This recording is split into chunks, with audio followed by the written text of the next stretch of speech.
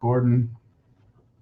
What is going on, you guys? It's that time again for another collecting wrestling chat. We'll just stick with that. I give up on saying the whole damn name.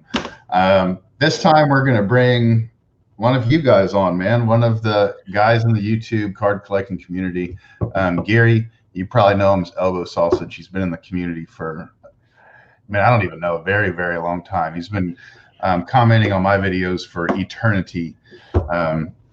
So we will make this short and sweet, unless you have Mike, and let's just get into it, man. No, bring him on. Bring him on. Let's chat. Welcome to the show, Gary. Hey, man. Thank you guys so much for having me. It's a pleasure being on here with you folks. Thank you. Perfect. Thank you, brother. Thanks for joining us. Thanks for joining us. Let's just jump straight into it like we do all of our guests. Just tell us kind of like what's your history with watching wrestling or being a part of it or going to shows or collecting it or whatever. The floor is yours.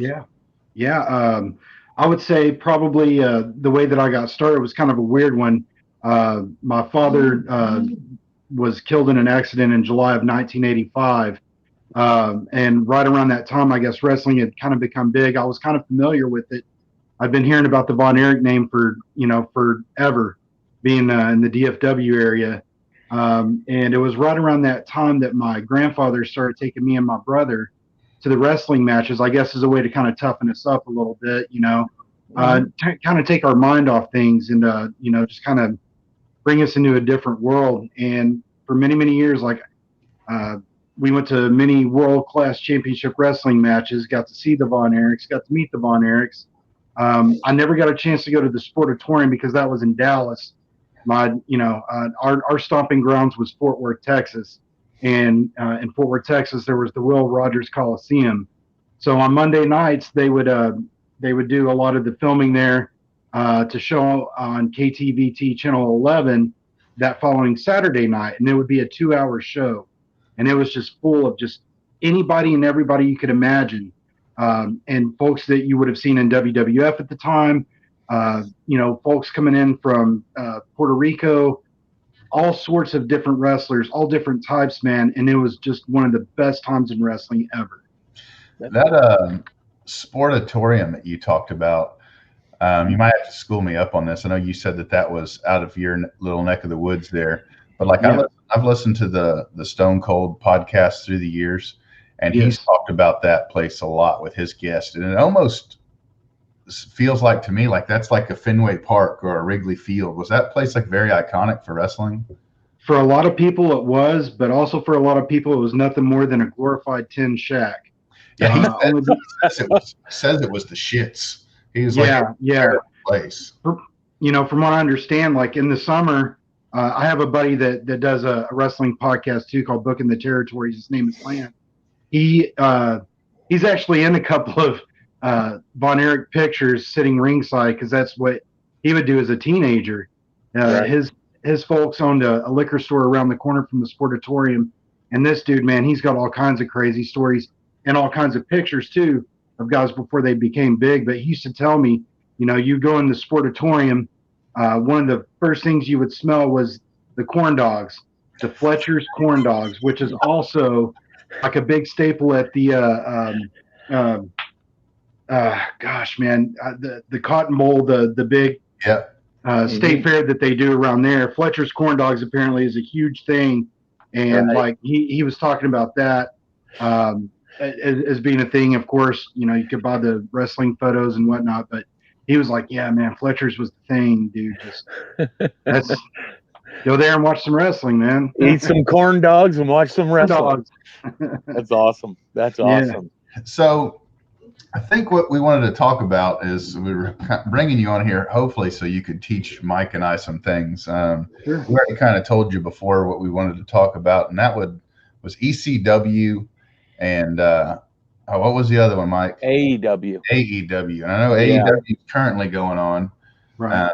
And so I've always been a WWF, WWE guy. I wasn't even a WCW guy when it was going on for the Monday Night Wars. That really wasn't me. I've always pretty much stayed in this lane. And when you stay in that one lane, you hear chatter over here and you hear chatter over here. But I never really looked to see what's going on, to taste the flavors. So I know dudes that were ECW fans are like diehard freaking fans. Yes. And then I hear all these guys talking about AEW now, and they gaff off WWE, and I kind of want to get into those. So I guess we'll start with ECW, and just let us know, like, what's the deal with that? Why did so many people like it? Yeah, I think the reason why is because ECW basically set the standard for hardcore wrestling. Those fans wanted blood, and they got it. I mean, whenever you come from a place like Philadelphia, Pennsylvania, and you're running shows out of a bingo hall there called the ECW Arena, man, folks just wanted to go there to see some action, and they did. And they got to see that in the form of guys like Rob Van Dam, Chris Jericho, Eddie Guerrero, Dean Malenko, Shane Douglas. The list goes on and on, man. Even Steve Austin.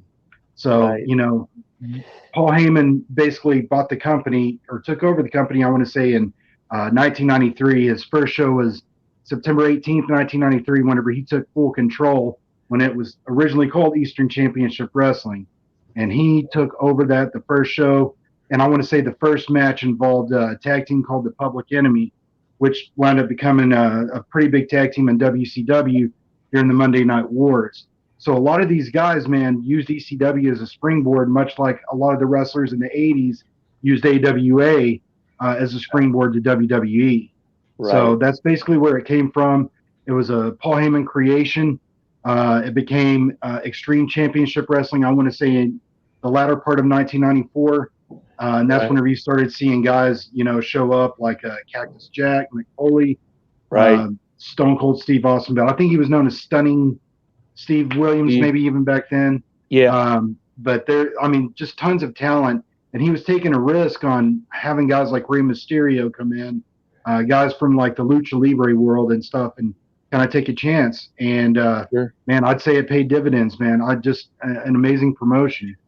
One thing I wanted to ask you too, Gary, was, so when I did some research on ECW, it shows that it was Eastern Championship Wrestling, and then, like you said, when Heyman took over, became Extreme until like 96. But then there was a dead period, and then in 2001 it became defunct. So, like, what happened in that 5-year period? Like, what exactly happened to it? Well, from my understanding is that there was a lot, and you can probably even see some shoot interviews about this being talked about.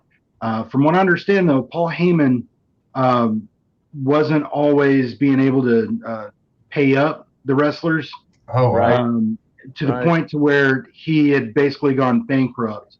Not really telling anybody, because he still wanted to run shows, take that gamble, hopefully make some money. That's why he was doing the pay-per-views and things like that. We were seeing wrestling in a different platform in kind of different ways during that time in the mid to kind of 90s. And from what I understand, he was kind of working backhandedly with the WWE, WWF at the time, with Vince McMahon. I think he was wanting to bring some talent over in exchange to kind of keep that company going. So from like 1996 to 2001, that promotion was pretty much running on fumes, but at the same time brought wrestling fans a lot of great matches, a lot of wrestling, a lot of talent. So he was still able to kind of be creative and, be able to put his own input in the type of wrestling that he wanted to present to people. So I want to say in 2001 is basically when it folded. It was done. It was gone, and it was Vince McMahon's, which I think he kind of brought back a few years after that, but it was never the same. Right. And I'm sure that's how Heyman got into WWE. There was probably some sort of, like you said, some backdoor moves in play, like, hey, this is where we're going and this is the trouble we're in, but I can get these guys over, myself included. We want to join with you, type thing. Now, do you think there was any backlash from hardcore ECW fans? Because there was. ECW fans were, as wrestling being hardcore, the fans were hardcore too. Like, so there must have been some, like almost like Heyman was a sellout type thing. There was, and I'm sure he still hears about it to this day. I think one of the best examples, I want to say in 2006 or 2007, one of the shows that was done at one of the ballrooms, at the time WWE was trying to bring back the ECW name and the brand under a different kind of flag, kind of like what NXT is today. Right. But what had happened is I want to say that there was a mesh between an ECW talent, an original ECW talent, like maybe Rob Van Dam was going to take on John Cena, and it was going to be for the belt. And from what I understand, the fans perceived that the match was going to be won by Cena because Cena at the time was the man. He was getting the push. He was getting the push on everything. Right. And people were even holding up signs in that arena saying, if Cena wins, we riot. And they were going to turn cars over, set stuff on fire. And from what I understand, at the last moment, they changed the match outcome back to, I want to say it was Rob Van Dam, but those fans, you talk about passionate, man. They pull no punches, man. When they want their homegrown to be homegrown, you can't talk them out of it. You were talking about the late 90s and extremely early 2000s of kind of, I guess, being the ECW heyday and hardcore and all that. And I don't know this to be a fact, but I'm wanting to say a lot of the WWF at the time pay-per-views, like that's when you were seeing like Mick Foley throw down tacks and people jumping off the top of the cages, like all this crazy stuff. And yes, I guess this really isn't a question. It's kind of it made me kind of think of it. I wonder if they were doing that crazy shit to kind of keep up with ECW, and the crazy stuff that they were doing. I think so too. Now, like back then, you've seen dudes in WWF bleed fairly often, and now it's like a big no-no. Right. And I think that's one of the things too that kind of set ECW apart from the other promotions, because in WCW and in WWE, you were on primetime television. You couldn't show blood. It was family friendly. ECW was against that. Their demo was basically 18 to 34-year-olds that had hormones raging like nobody's business. So they wanted to see violence. They wanted to see the women. And that's exactly what ECW gave. And I think that's what set them apart and what made them just so unique to anything anybody's ever seen. So, whenever you see like the thumbtacks, or you see, I think one of my favorite things that I ever saw back in 1994, there was a kid in Singapore that was getting caned for breaking some law in Singapore or something like that. And it was a big thing. Like, I remember that. Yeah. It was a big what does ECW do? They incorporated in a match between the Sandman and Tommy Dreamer. And dude, like whoever lost, got lashes and stuff like that. Wow. And it really was crazy, man. I'm telling you got to check out the match sometime because it was absolutely insane. Yeah, they didn't steer away from controversy. If that's they didn't. It almost seemed like they embraced it, and hey, we should do that too. Like that. They sure did. Was that on cable TV? Like, how did you? Yes. Yes, it sure was. Yep. So who would be like on the Mount Rushmore, if you will, of ECW in your opinion? Man, that's a great question. I would definitely have to say Tommy Dreamer would probably be one of the big ones. Sabu. Yeah, I've heard a lot. I think he was like super hardcore, wasn't he? Like that's kind of what I heard. I don't know if that's true. Yeah, he was the nephew of another wrestler called the Sheik. And the Sheik, like in the 60s and 70s, raised all kinds of hell against the, in the wrestling world, and was quote unquote hardcore even then, a lot of blood, a lot of just, heat. He was able to get so much heat just because of who he was.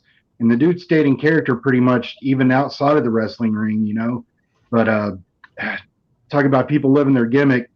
And Sabu apparently is like the real life nephew of him. So I guess he kind of took it upon himself to wear the headdress and everything. And I mean, you look at his arms and everything, dude is all scarred up, from all the barbed wire and all that stuff. So I would say he was probably part of the Mount Rushmore of ECW. I'm also going to have to say Rob Van Dam. But again, I'm going to say this: I'm not an expert. I know wrestling, man, and I've done my homework. So Sure. You're definitely teaching us. I'll say that. Yeah. I'm just afraid that somebody's going to want to take a chair to me if they see me out in public, and then No. as soon as I get hit, they're going to start screaming ECW. Hey, this is all in a good, clean fun, and when Okay. Garrett said that, hey, we've got an opportunity to bring you on, Cool. talk about AEW and ECW. We were like, yeah, because we're self-proclaimed idiots. We love wrestling, but we don't know the history, because there was a gap where we followed it and then we left it. So all that stuff in between, we're trying to catch up and learn, and hopefully it teaches some of the viewers watching a little bit that maybe they didn't know. So and I bet that gap was to chasing girls like I was. Yeah, it was like I think for me, I'm a lot older, so for me, I think my time was like I got married, started having kids, and just my whole, I became an adult where I wasn't doing that kind of thing, and then my kids got older, and I'm like, yeah, let's get back into it, right? So one thing I learned early on when I was looking for the ladies was you don't tell them that you collect baseball cards, Right? and you don't tell them that you watch wrestling. Right. But on the flip side of the coin, they shouldn't tell us that they read Harry Potter either. Exactly. We find that out. I want to talk a little bit about Tommy Dreamer, and I don't know very much about him. I follow a good amount of wrestlers on Twitter and such, and he just seems like he's just immortalized within the sport, if you will, of wrestling as a whole, big wrestling. I know you said he was an ECW. I've been on this wrestling collecting binge for about a year now, and I've seen him in different products through the years. I subscribe to the WWE Network, and so I've seen him in some of their archive videos or productions, but not very many. And I think now, I could be wrong, but I think he's in AEW now, or Impact maybe. He might be in. I think it's kind of mixed, because right now there's an unprecedented thing going on in wrestling where TNA Impact, or it used to be TNA Impact, is kind of mixing forces with AEW right now. And from what I understand, Tommy Dreamer's been working in the Impact world, doing kind of creative stuff there. But he's always been a guy that's helped train some of these younger guys come up in the WWE world. So he's spent a lot of time in WWE, not just wrestling, but also bringing some of these young guys up. I remember let me see, when was this? 2014. I had won some tickets to a TNA Slammiversary show, and Tommy Dreamer, I didn't find this out till a little while later. He came out, and I was waiting to try and meet some of the guys, and he was walking up the ramp, and I went over there, and he signed this program I'll show for you guys here in a moment. But apparently he had blocked his keys in the car, because I had asked him about it on Twitter, like, hey, man, I got a chance to meet you so-and-so when. He's like, oh, yeah, that was whenever I locked my keys in the car, and I had to pay like $300 for some guy to come out and unlock me. But he's been all over the wrestling world. I want to say in any organization, he's one of those cats that's willing to do whatever it takes to make wrestling better, to teach these guys the right way, so that, it's not just some, as Jim Cornette would say, outlaw mud show type thing going on. So I think he's one of the hands behind that. I also think that Dr. Tom Pritchard is also one of these guys that works with any and all organizations as far as getting these guys trained to get them on the right path, and so that we don't see crazy injuries and stuff like we did in the 80s and 90s and stuff. So he is an absolute legend. He is probably one of the nicest guys you could ever meet, and he has a love for wrestling like I've never seen anybody, man. Even myself. Seems to me, and I guess this was kind of, where I was going with starting that question was, like I said, I've seen him on some WWF archives, but it doesn't seem like he got a very good shot there. Like they didn't stick with him very long, and I could be wrong. But you hear all this stuff before WWF, and you hear all this awesome stuff he's doing after. Right. And I mean, I don't know if this is like an open-ended question or what, but it's like I just wonder if WWE, WWF gave him an honest shot, because he didn't seem like he was there very long from what I see. From what I'm gathering and whatnot, and even some of the videos and stuff that I've seen, he did. I want to say he did have the WWE Hardcore title, or he had one of those titles in that capacity for a short time. But I also think at the same time too that ECW was kind of a dead brand at the time. Yeah, and I don't think that WWE had any plans really of reviving it after they did for that short amount of time. And I think that they did bring him out, to Monday Night Raw and SmackDown and some of those other programs and stuff just to kind of see. But also, whenever you look at it, Vince McMahon is probably one of these types of guys that thinks to himself, he's not one of my creations. Yeah, right. I'm not going to push this dude, Almost like it's like, you know what, I'm going to throw you a bone and do you a favor. But in the back of Vince's mind, he's probably going, you're not going to be with us for long, but I'll give you some. And then you'll just kind of fade away into obscurity type thing. I think you're absolutely right on that. Yeah. So I guess moving on from ECW, we can move into AEW. Okay. Able to remember both of those organizations, but what do you know about AEW? I see it on the commercials all the time of what's coming up and so on and so forth. I hear it in all these podcasts I'm in, and I've literally never watched a single show.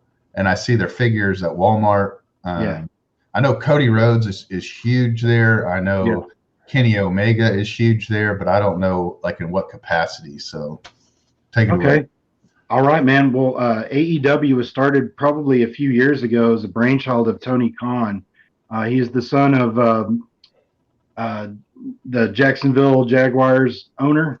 He was a big ECW fan, and from what I understand, he basically got some of his dad's money and was like, I'm gonna start a wrestling organization and bring in some of these talents that WWE is not, which just as a weird thing. Over the last probably 10 years or so, there's been a lot of independent shows even come through here in DFW that these guys are either in AEW, New Japan, WWE even now.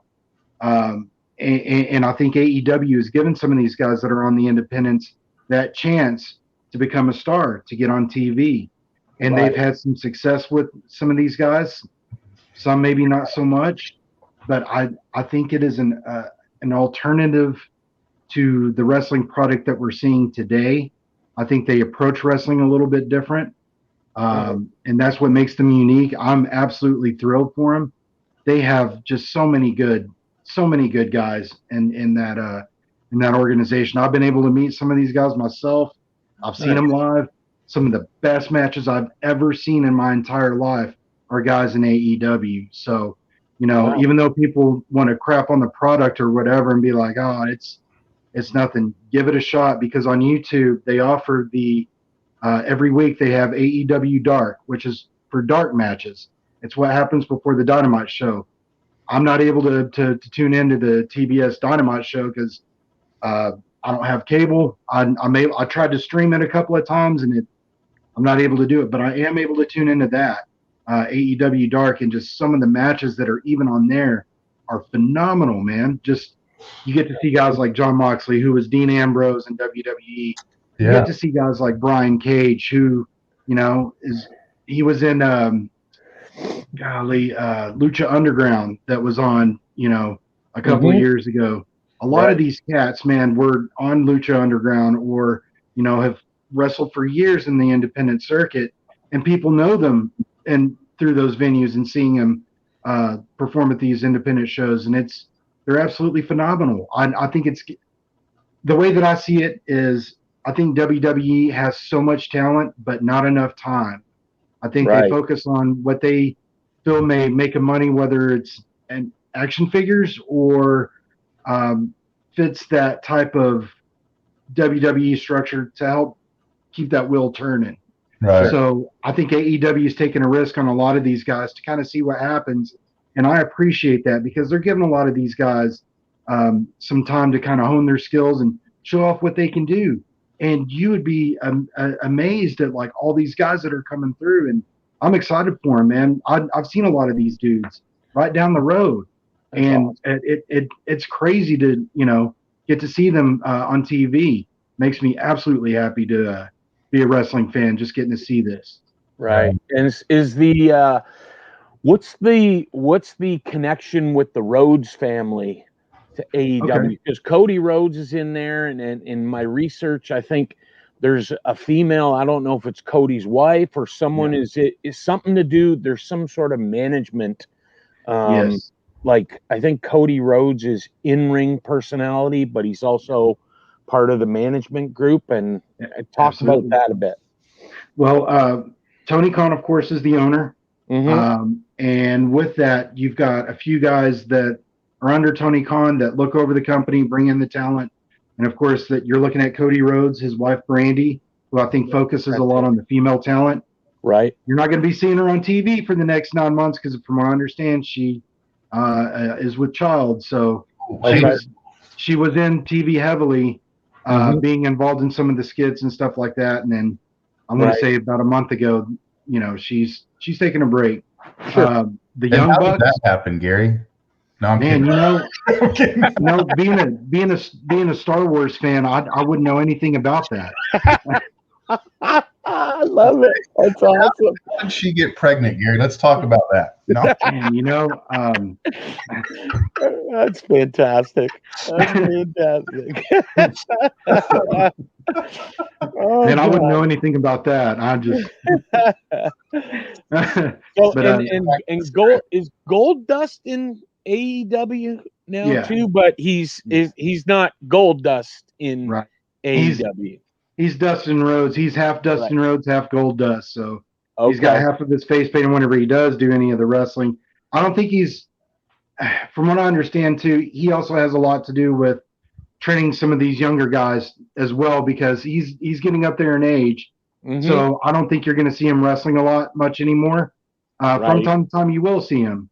But I think his main role is to kind of help mentor. I think the word would be agent, or trainer.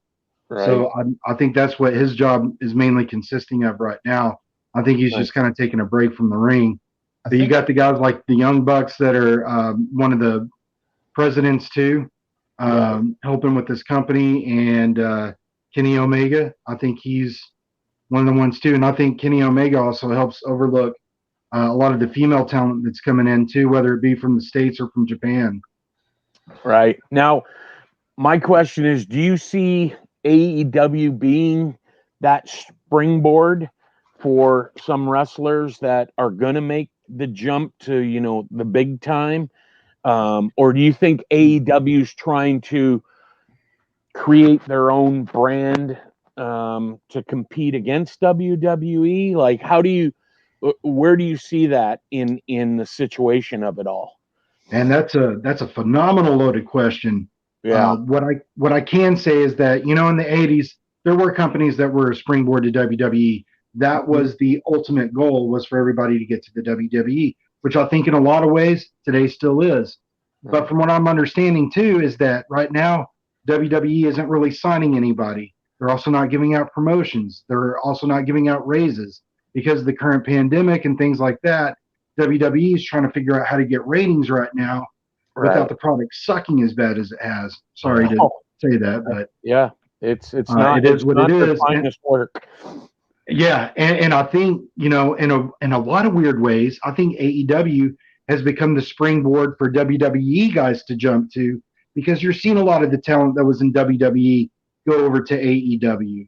You're seeing guys like Rusev, who's now going by Miro or whatever his name is. You're seeing females like Tay Conti, who was a phenomenal athlete in NXT, and absolute money, and now she's, you know, part of the inner circle right now.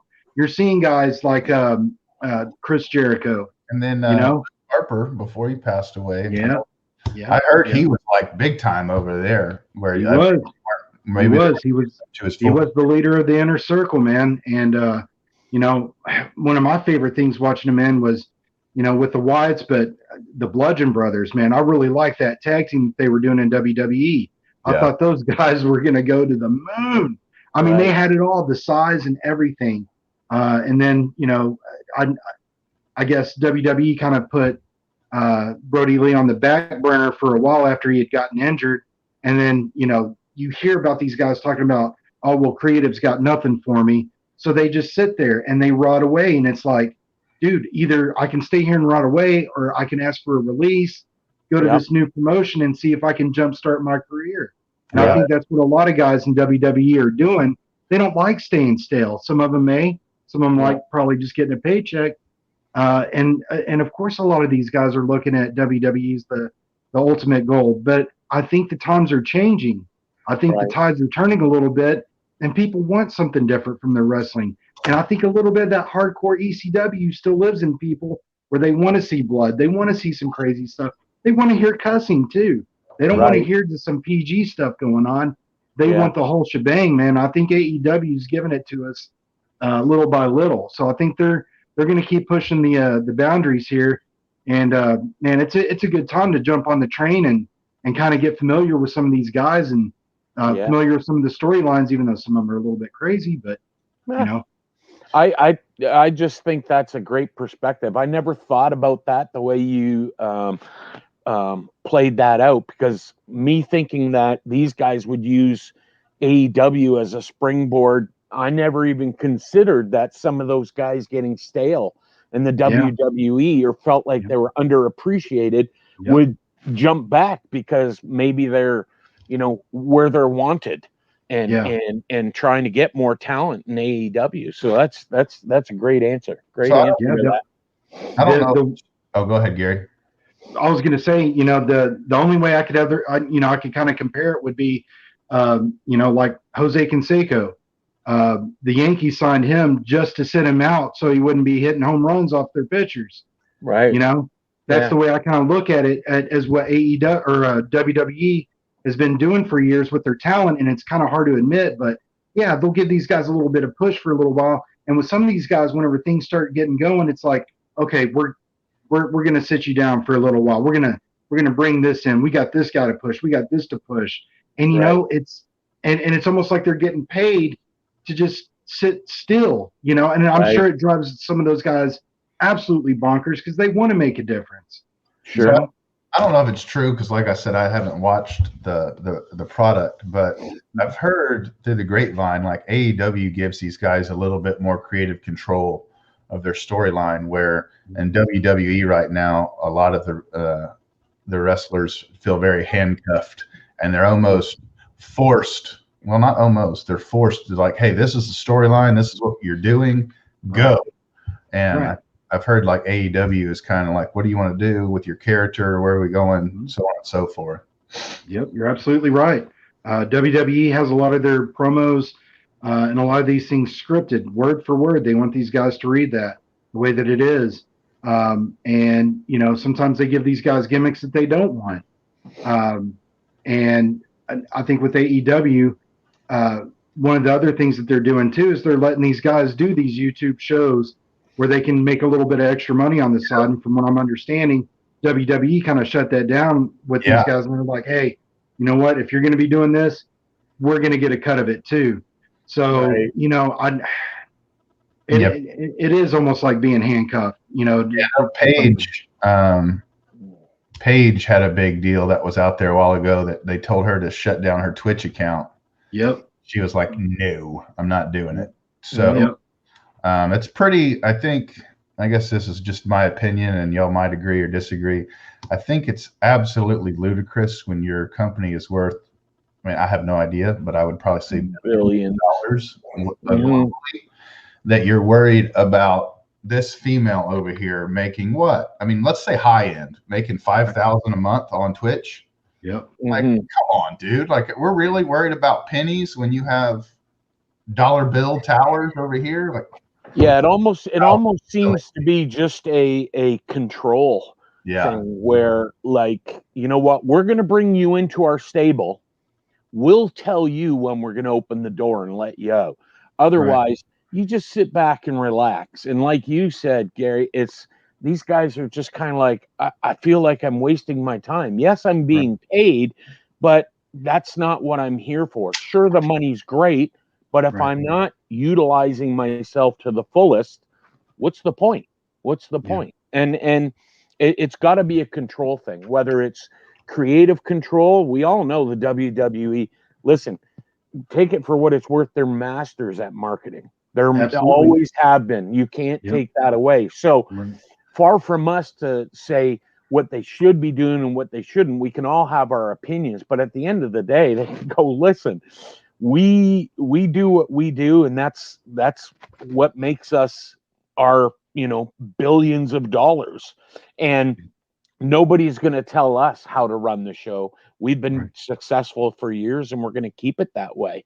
But yeah, it's just for me. I kind of, I'm starting to see things and hear different perspectives from people like yourself, watching other channels that are involved in wrestling, and you start learning about stuff like that. You see a lot of those shoot interviews. Yes. And those are, you hear some stuff on there that I'm surprised that people are saying it, because it's almost like it's like the unwritten rule. You just don't talk about it even when you're done. But these guys have no problem saying anything. So I think in a lot of ways too, they're breaking away from those chains.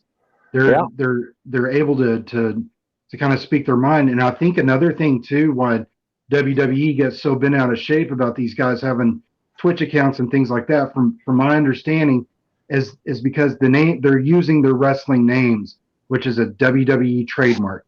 I think that's one of the biggest reasons why Vince McMahon has thrown a fit. Now, if Big E or whatever goes on Twitch and goes under his real name, I don't think there should be a problem with it. I don't think if these guys use their real name, there shouldn't be a problem with it, because that's not their trademark name. It's not their character. Exactly. And I think that's why WWE kind of put their foot down, which is like, oh no, now you're gonna have to pay this X amount of money if you're gonna be doing this. But you got to look at it too. We're in the middle of a pandemic. There's not fans in the crowd, so these guys have also got to think of a way, to make that extra money, because when the WWE Network came out, all the DVD sales and stuff, the cut of that the guys were getting aren't getting that anymore. They're getting so much less money that they're having to figure out ways to make money, whether it's playing video games or whatever. Have your side hustle.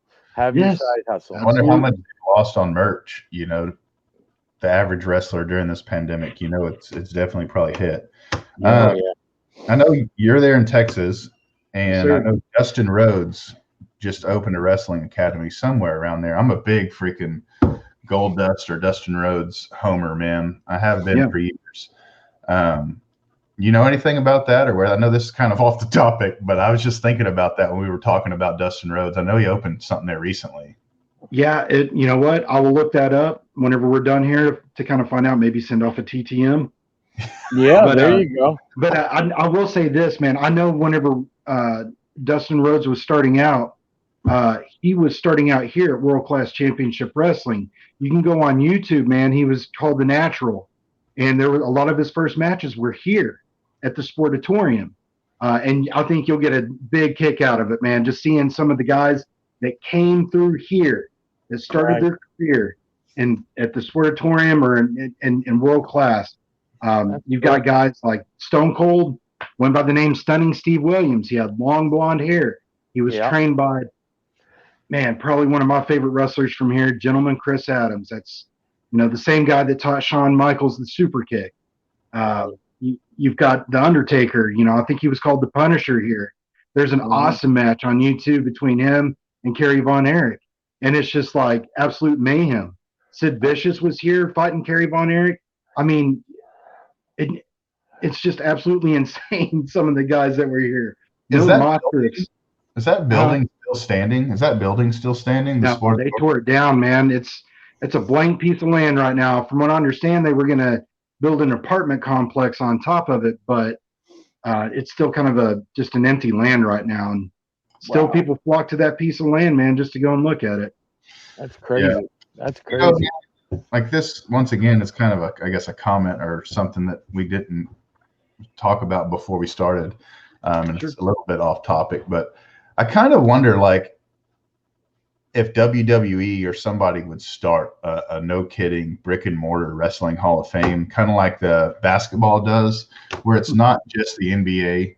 You know what I mean? They have WNBA and they have collegiate Hall of Famers. Like, man, that seems like something that would be so freaking cool. I've often thought about that. Like, man, yeah. I just don't think, as long as Vince is alive, I don't think he would ever head something like that up, because it would have to be 100% all his babies in the building that he created and molded.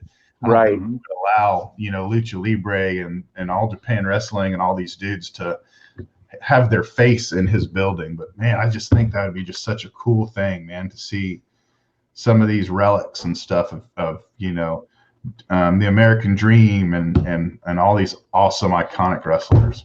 Yeah. Actually, there is, Garrett. There is, and it's in Wichita Falls, Texas, called the Pro Wrestling Hall of Fame. It is the only brick and mortar Hall of Fame dedicated to pro wrestling. I went there 3 years ago for my 40th birthday. I talked my wife into it, man. Got my mom to watch the kiddo, and we took off down. It was about an hour and a half, hour and 45-minute drive from here, and we got to go there. Man, I've got pictures. I could show you sometime whenever you come to town. In that 35 months, brother, when you retire and you hang up your wrestling boots, you and I will drink a few beers, probably not while driving, but I would love to take you out there, man. It is run by a gentleman named Johnny Mantell. Johnny Mantell was also a wrestler here in World Class Championship Wrestling, and his brother was Ken Mantell, who was the booker for World Class Championship Wrestling. So. Wow. I'm just going to nerd out here for a second and tell you, yeah, there is a Pro Wrestling Hall of Fame. It used to be located in New York. They moved it to Wichita Falls, Texas.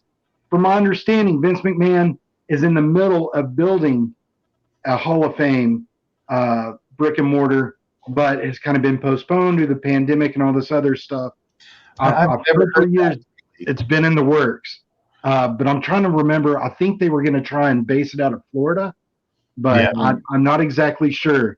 But, and dude, if you want to see like one of the original pro wrestling rings, it's there at the Pro Wrestling Hall of Fame, and stuff is coming in every day. I talked to the gentleman who runs it, Johnny Mantell. Man, we talked for a couple of hours. Dude, they've got everything from belts to some of the original old action figures to they even have a section dedicated to midget wrestling, as they used to call it. Yeah. Right. All types of wrestling, man. They have a section there dedicated to the Von Erichs. They have a room that contains Fritz Von Erich's old furniture from his old office at the Sportatorium, set up in the way that Fritz had it, along with some of the older wrestling cards. You'll see stuff that, I mean, we pretty much stayed all day there. And my wife, God bless her, man, she was cool with it because she knew my mind was blown from the time we walked in the door. And I think it's only like $3 to get in. Wow. But they show a lot of the classic wrestling matches there. They have a giant picture of stunning Steve Williams whenever he won one of the belts here. And it's so funny seeing Stone Cold with long blonde hair. Right. It's absolutely hilarious. And they have some of the replica titles that you can hold and get pictures with. And dude, they got it all, man. People's jackets from whenever they went to Japan to what's that steakhouse, man? I know what you're talking about. about. Anyway, whenever you go to that steakhouse, like they always give the wrestlers a jacket. Yeah. From that steakhouse, and one of the guys from the Fantastics donated his jacket there, so everybody could take a look at it. You've got one of China's outfits that were there. Missy Hyatt. Was it very busy when you were there? No. No. Me and my wife were the only ones in there at the time. We got there whenever it opened, and we were there for about 3 or 4 hours. No and kidding. I think there was like maybe one other couple that was kind of moseying around at the time, but it was during a weekday. I had taken off work, and we kind of planned this out, and that's what I wanted to do for my 40th birthday. Was kind of just get in there on some wrestling, man. That's very cool. I thought like Vince, I mean, like him, don't like him, whatever. I think we all could agree like Vince is all about the bottom dollar. You know, he's all about, he loves him some money. And I just thought like, man, if you did WWE, WWF Hall of Fame and just how interactive it could be, it would be an amazing place for all those old school wrestlers to come and make a buck doing signings and appearances. Yeah. That's what the Pro Wrestling Hall of Fame tries to do. Right. Is, every year they have an induction. They have a big ceremony with, some people from the older class, female wrestlers, Japanese wrestlers and things like that. And, they will give them a big ceremony. They give them the ring. They give them a chance to make some money and do some signings that weekend when the induction's going. And from what I understand, Vince McMahon has tried to close that place down quite a few times. He has sent his lawyers there. Whenever I was talking to Mr. Mantell, he was like, yeah, man, he sent his lawyer here like 3 times already, trying to shut us down and take some of the items that they have there, because they have like the blue robe that Paul Orndorff wore that said Mr. Wonderful. Whoa. They have that stuff. They got Brutus Beefcake's old outfit. I mean, they've got, I'm telling you, man, you will swear you're in wrestling heaven if you get a chance to go out there. I wonder how they manage to keep it open, with donations. Is that what it is? Yeah, a lot of donations, and a lot of the stuff has been donated to them. So a lot of the memorabilia and stuff that you see has been donated by fans, or the induction ceremonies and stuff. They charge an X amount of fee to come there or whatever. And it's Johnny told me that it was a labor of love more than anything, because he works, I think he said something like 70 hours a week, and he doesn't get paid for it. It's all volunteer, because he wants to keep what pro wrestling was alive. Not this made up version that he said that Vince McMahon was trying to, do or try to portray or whatever. He was wanting, to preserve that, the original roots of the sport. Yes. And San Martino's. Yes. For sure. He's got all that. They got all that there. We got about 12 minutes left here, and we still got 2 topics, man. I think we could probably do another 2 hours at the rate we're going. Yeah, sure. No doubt. So who are some of your favorite wrestlers of all time? Heels, baby faces, it doesn't matter. Oh, man. Let's see. Von Erichs, of course. Hulk Hogan. I really was a face guy. There were some heels that I really enjoyed. The Freebirds. I really like the Freebirds, man. Ric Flair has grown on me over the years. There's just so many guys, man, that heel or face that I think is phenomenal. I used to hate Jim Cornette whenever I was a kid. I wanted to punch that dude in the face. Him and the Honky Tonk Man. Like, more than anything, that's what I wanted to just have one good solid punch, man, or one chop. And, over the years, it's so weird. Like, I've respected them. I've learned that, me hating them so much as a kid was actually respect for them. So I've been fortunate enough to meet Mr. Cornette and talk with him a little bit. And he's absolutely hilarious. He reminds me of that foul-mouthed uncle that you may have that's in the family, tells inappropriate jokes. That's awesome. He's hilarious. Oh, man, tag teams, I loved Rock and Roll Express, Midnight Express. I love those guys. Fantastics, the Rockers. Man, I was all over the place, man. I loved it. I loved it all, man. WWE, NWA, AWA. I loved it all, man. I tried to take in as much as I could. You know what kind of made me chuckle when you brought up the Rockers is so when they were together, man, they were like, I mean, this was before my time in wrestling, but going through this past year, I've done a lot of research and such. but they just seemed bigger than life, man. Like they were big time together as the Rockers. You know, they were one of the top 2 or 3 tag teams in the sport. And then Shawn Michaels, you know, the storyline broke loose and Shawn Michaels went on his own way. And Shawn went like this, and Marty Jannetty went like that. Yeah. Just faded away. You would think if they were that big, which they were, you would think they would break loose and both of them would go up, but that just wasn't the case. It could have been one of those situations, you know, talent scouts comes to watch a band and they go, you know what? We just like the singer. we don't want everybody else. And it could be the same thing. If they flash that money to Shawn Michaels to come on board, but we don't want Marty. We just want you. And, you know, delusions of grandeur in the head, and all of a sudden he jumps ship. Right. That happens with a lot of tag teams from my understanding too. You know, it may be a situation where one of the guys may be into something that, you know, probably shouldn't be or doesn't reflect very well on the company. Yeah. And, you know, that other guy may just have that it factor where they just kind of want to bring him into their own and see what they can do with them. And, you know, Shawn Michaels forced in that position. And I think Marty Jannetty, man, I've heard a lot of weird stories about him over the years, man. And, you know, there was a thing last year where he had kind of, I wouldn't say implicated himself, but made it seem like he may have been a part of someone's demise.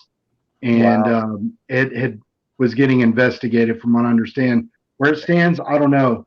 He said some things over the years that have been kind of crazy.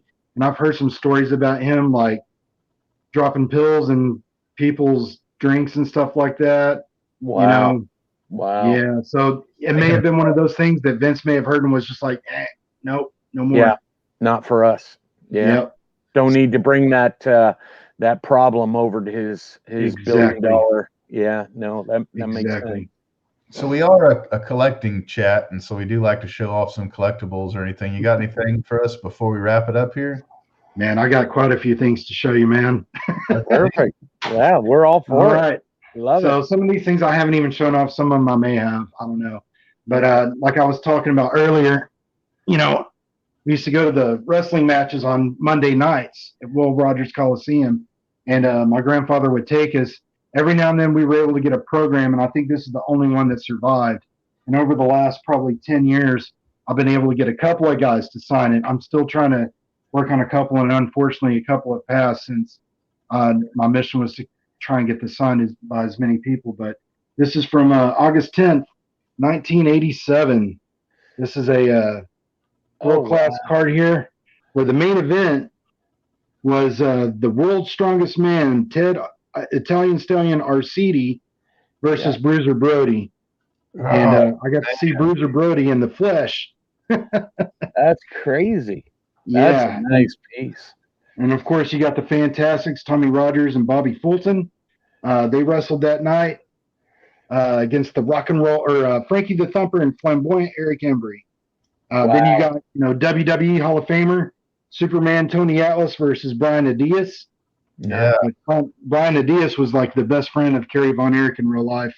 The Latin heartthrob Al Perez versus Vic Steamboat. I don't know if he was related to Rick Steamboat, but I thought that was kind of cool.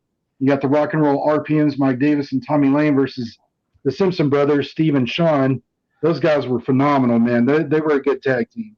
Then you got the Dirty White Boy, Killer Tim Brooks, against Matt Bourne, which I got Matt Bourne to sign not too long ago before he passed away. He also became Doink the Clown in WWE, the original one. I call Mike the Dirty White Boy sometimes. So that's exactly. And I call Garrett Doink. So it all worked out perfect. But I know you guys are all about the wrestling cards and stuff too. I've made some acquisitions recently. Maybe a sleeper set. I don't know, man. But I've been collecting this 1986 Monty Gum cards. They're smaller than the original cards, but there's Hulk Hogan versus Nick Bockwinkel. Oh, you had to bring that up. Yeah, man. This one is hilarious. This one is named Jim Cornette. Yeah. Yeah. That's his tennis racket. That's actually Bobby Eaton. Beautiful Bobby Eaton. Yeah. Man, one of my favorites and one of the photos down here in your little thing, man, the missing link. Oh, Yeah, my dad. That's Dewey Robertson. Yes. And my there's a story, I don't know. I've told it many times, but it's my pound my chest moment. My dad used to work with him at the steel mill here in Hamilton, Ontario. They used to work out after work. And then Dewey Robertson said to my dad, "Hey, I'm going to try out and be a wrestler. You want to come?" My dad's like, "God, no." Yeah. And he went on to his wrestling career. My dad stayed at the steel mill. So, but there's a good story about those Merlins that really kind of Monty Gums. Or Monty Gums, sorry. So I told Garrett, I said, "Hey, this guy I know's got a bunch of wrestling stuff. You know, are you interested in any of it?" And it was that Monty Gum set. And he's like, "You don't want that?" And I'm like, "Nah, I don't want it."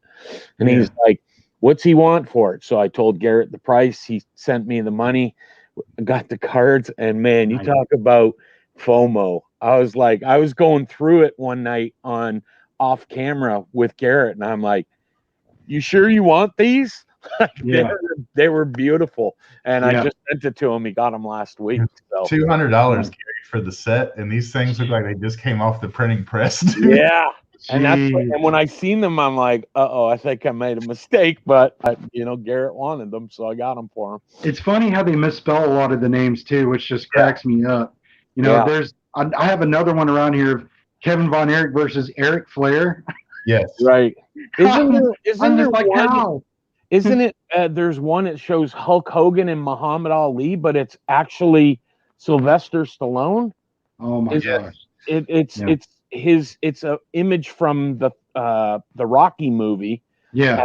Hogan's Thunder Lips, and he's holding Stallone up in the air, but it says Hulk Hogan versus Muhammad Ali, and it's actually Stallone or something on the card. I believe that's what it says. There's another one that's Ric Flair, and it's spelt like traditional Rick would be spelled.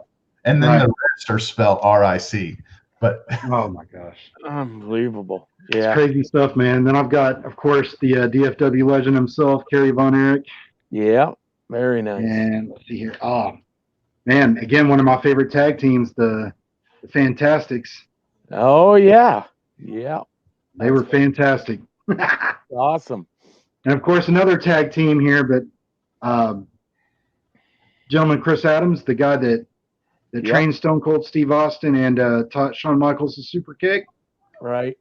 And then you've got Gino Hernandez, who was the other half of the dynamic duo, the heel tag team that was going against the Von Erichs here for a while before Gino's early demise.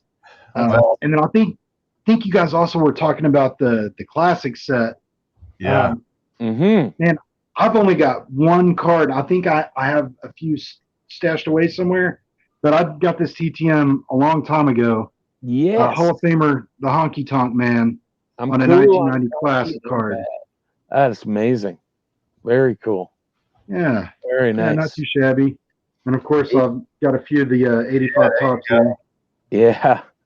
Dude, I remember getting these as a kid, man, and it was just absolutely insane. My brother had the yellow background Hulk Hogan one, man, and I found it not too long ago, and it is just all beat to hell.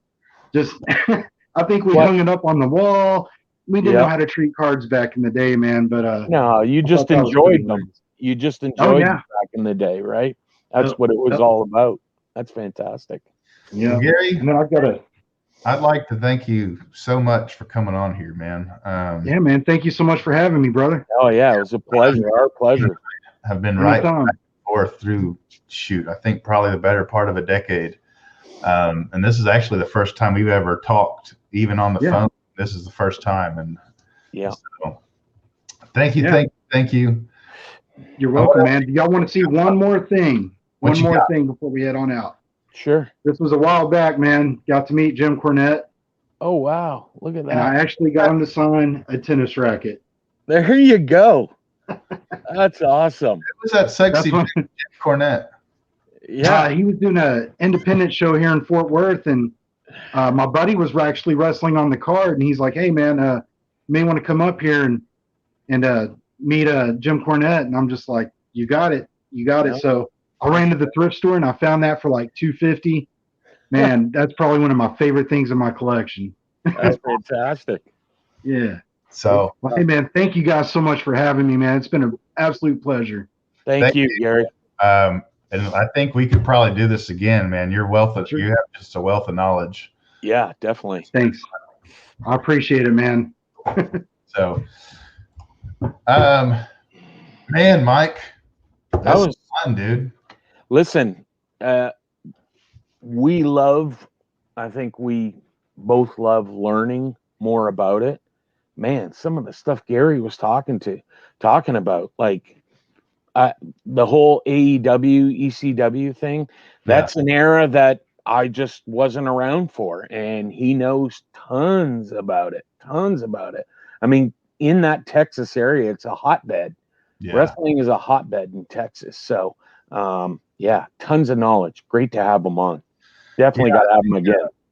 And I guess this question goes out to y'all out there. Or not a question, but more of a comment. If y'all want to get on here, like Gary, we reached out to Gary and he was like, heck yeah. There's a couple of you other guys out there that I'm trying to get on the show here. Mm-hmm. And it's nothing crazy. We just ask some random questions off the top of our head. It's very, very lightly scripted. We'll give you a couple questions or topics that we'd like to talk about. And then, we most kind of freewheel it. The topic. Yeah, just freewheel it and shoot the gab. That's what it's all about. I mean, if we can learn a little bit, find other collectors in the community, other people who love wrestling, that's what it's all about. Yep. So if you'd like to be on here with Mike and I, leave a comment, man, down below. Yeah. To keep this thing going, we need new guests and all that. We can't just keep showing off our stuff. And honestly, I have a more fun when we have a guest than when it's just you and I. Yeah, it is a lot more fun because we're learning different aspects, and you don't want to look at me, and I don't want to just look at you. No, I mean, more so me looking at you is the rougher part, but Okie doke, fellas. Appreciate y'all watching, man. Until next time, adios. Be safe. Bye bye.